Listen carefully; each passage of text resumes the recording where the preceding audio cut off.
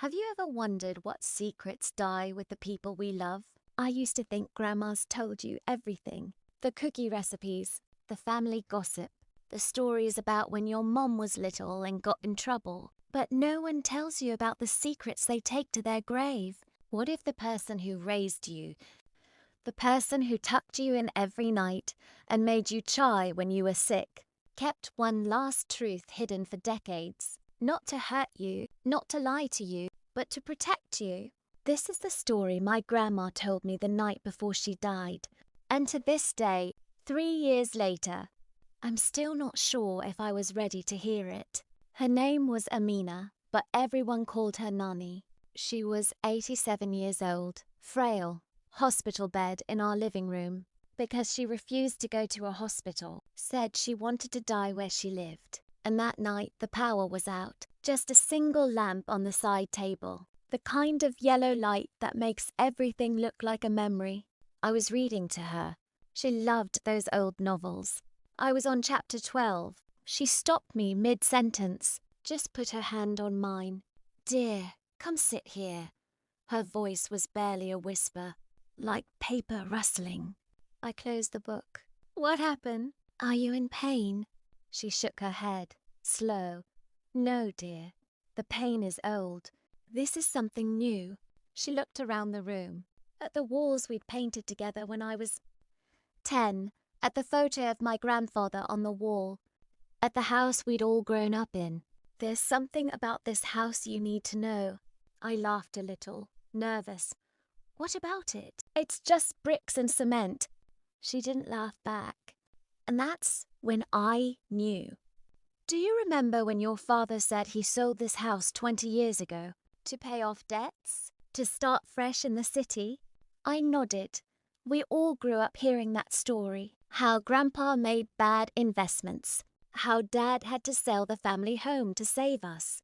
How we were lucky Nani let us move back in with her. It was a story we told at every family dinner. A story of sacrifice. Grandmother closed her eyes, then opened them, and they were wet. "That was a lie, dear. A lie I helped tell."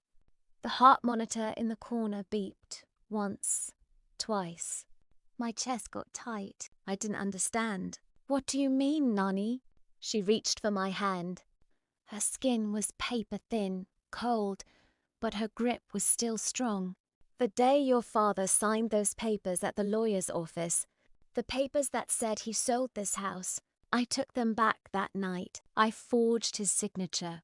I went to a different lawyer, and I put the house in your name, not his, not mine, yours, behind everyone's back." I didn't breathe. I couldn't. 20 years, Grandmother? You mean this house? It's mine."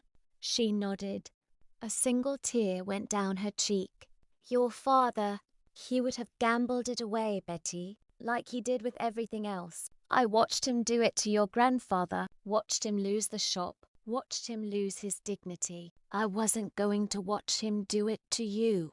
For the next few minutes, she told me things I never knew, about the nights she stayed up until 3 a.m., hiding documents in the Koran on the shelf, about lying to the bank manager, about telling the family the sale went through when it didn't, about living with that guilt every single day for 20 years, so that I wouldn't have to carry it.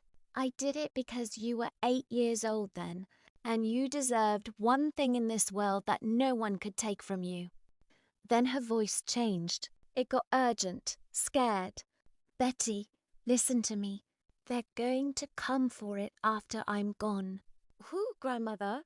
"Your uncles, the bank, everyone who thinks this house belongs to the family.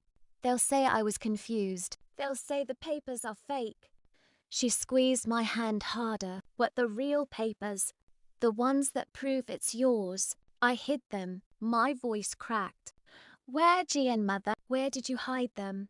She smiled, that same smile she gave me when I was little and scraped my knee. "Where you used to hide during hide and seek. Where you told me all your secrets. Under the—" She started coughing, hard. I gave her water. The nurse came in, checked her vitals, left. When she was calm again, I asked, "Under the what, Nanny?" She looked at me, really looked at me, and then she closed her eyes and fell asleep. I thought she was resting. She never woke up. The next week was a blur. Funeral, family, condolences, and then the search. I tore this house apart, Betty. I'm not even ashamed to say it. Under the floorboards in the hallway, under her mattress, in the old tin box with letters from 1972, under the bed where I used to hide, in the garden, under the old mango tree where I told her I failed math. Nothing. I started to think she was delirious, that the pain medicine made her confused. For 6 days I found nothing, and the lawyer called, said my uncles were contesting the will. On day 7, I was sitting in her room, crying, looking at her things, and I remembered what she always said to me. The best secrets are hidden in plain sight, Betty. Right behind her back. Behind her back. I looked at the wall, at her favorite photo frame, the one of her and Grandpa on their wedding day.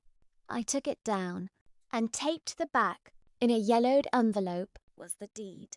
My name, dated 20 years ago, signed, stamped, legal. I sat on the floor and cried for an hour. She didn't just give me a house. She gave me the truth and the burden of keeping it. She gave me 20 years of worry so I could have 20 years of security.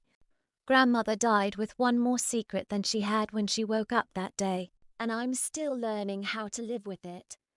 So if you have a grandma or a nanny or anyone who loves you like that, call them today. Sit with them, even if there's nothing to say, because you never know which conversation will be the last one, and you never know what secret they're waiting to tell you. What would you do with a secret like this? Comment below. Part 2. What happened when my uncles found out?